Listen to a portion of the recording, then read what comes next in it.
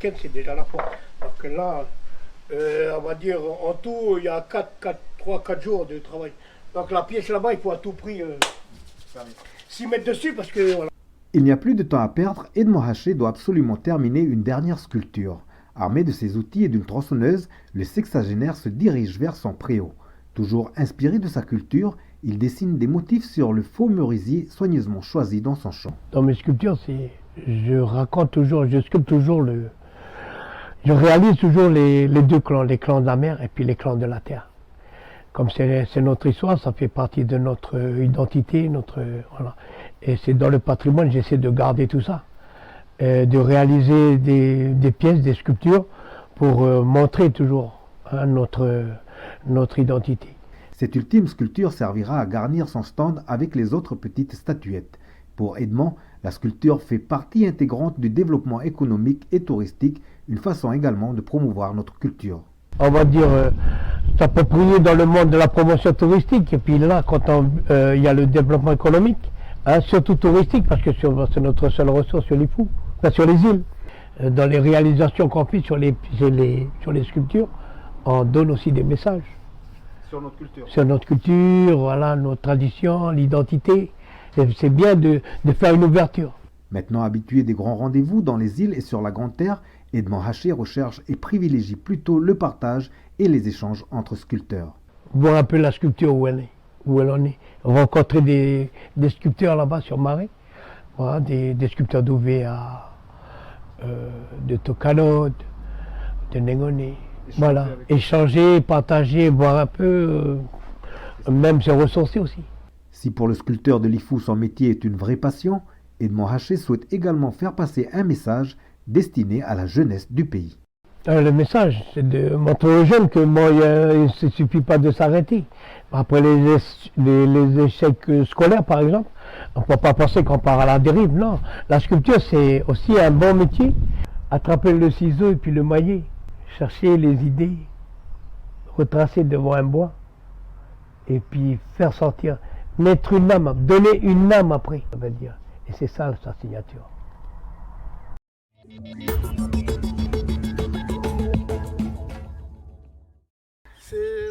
Comme disaient les jeunes, c'est le petit délire, quoi. Aujourd'hui, Tchelewedine nous emmène dans son grand champ au lieu dit Maach entre les tribus de Kédagne, Melek et Thohaïk. Le quinquagénaire de Kédagne pratique la culture maraîchère. Également fervent défenseur de l'agriculture traditionnelle, Tchelé n'hésite pas à utiliser quelques outils mécaniques pour espérer un meilleur rendement. L'agriculture traditionnelle qui n'a jamais été reconnue. Mais moi, je défends cette agriculture-là. Mais avec les moyens de bord maintenant pour essayer de nous aider, comme la motobuneuse que tu l'as vue là, c'est des petits moyens qu'on peut travailler avec. C'est juste pour nous, quoi. Pour notre taille, pour notre niveau d'agriculture. Voilà. On est arrivé dans nos miens, puis c'est déjà grand, ils sont déjà grandes les courgettes là. Son objectif, à travers diverses associations ou organismes, c'est bien sûr de développer le secteur agricole dans les îles Loyauté et ailleurs. Pour le vice-président de la Chambre d'agriculture, le développement passe d'abord par un recensement exact des différentes productions. On ne peut pas parler de développement si on n'a pas la vitrine exacte de ce qu'on fait. Et il faudrait connaître notre production, de tonnage, d'igname, de tonnage. Il faut recenser tout ça, il faut faire une statistique de tout ça. Pour qu'on fasse un jour, on va se mettre d'accord sur une table, que quoi, on va arrêter ceci, parce qu'on a déjà suffisamment de quoi manger de ça. Pour l'agriculteur de Lifou, ce qui l'attend des événements comme la foire des îles, c'est bien sûr d'échanger avec les autres pour mieux identifier les limites, mais aussi les atouts de chacun. C'est déjà pour essayer de voir déjà les agriculteurs de Marais et d'Ouvéa et de Tiga. Qu'est-ce qu'eux ils font? Est-ce qu'eux ils font pareil que nous? Qu'est-ce qui les embête? Qu'est-ce qui les freine? Comme nous aussi. On doit échanger. Enfin, pour Tchelé, l'autosuffisance alimentaire est primordiale pour pouvoir investir dans d'autres domaines.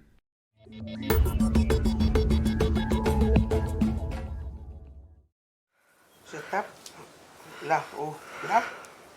Oui. Ici, là, sur le... Ici. Oui. entre En le dernier. morceau. Voilà. Dernier préparatif pour Thimana Sosani et sa maman Adjie avant leur départ demain matin pour Nengone. Pendant qu'Adjie arrange les derniers rubans sur les robes, Thimana peint des fleurs à la main. Là, je suis en train de dessiner sur la robe. Et j'aime bien aussi le dessin parce que souvent, on part dans les magasins. Les magasiniers, ils nous vendent des pochettes, mais on dirait que c'est un peu pareil avec les autres couturières. Ça fait que moi, un jour, je me suis dit, non, pourquoi pas que je fais les dessins moi-même. Ça va faire... j'ai travaillé avec maman de l'âge de 18 ans, mais avec la teinture, c'est elle qui m'a appris à comment il faut doser sur la teinture. Et après, je suis partie sur Nouméa, j'ai travaillé, voilà. Puis un beau jour, ma mère elle m'a dit, pourquoi tu ne viendrais pas à Lifou pour que tu vas bien approfondir pour la couture et que c'est toi qui vas prendre la relève. Au début, c'était toujours les couleurs unies. Mais avec maintenant, c'est moi qui fais les... Voilà. C'est la première fois que Thimana se déplace à Maré pour exposer ses créations. Thimana et sa mère apporteront une dizaine de robes dans leur valise. Cela représente environ 2 semaines de travail. J'aime bien aussi parce que voilà, on va se rencontrer avec les couturières de Maré, de Ouvéa, voilà, les îles là, on va se retrouver puis on va exposer aussi nos produits. En même temps, on fait des échanges avec les autres couturières, comment ça se passe, comment peut-être moi j'ai un talent que l'autre, voilà, on se partage. Thimana espère bientôt pouvoir s'installer dans un local à elle. Pour l'instant, elle travaille chez ses parents et manque de place pour se consacrer à temps plein à ses créations.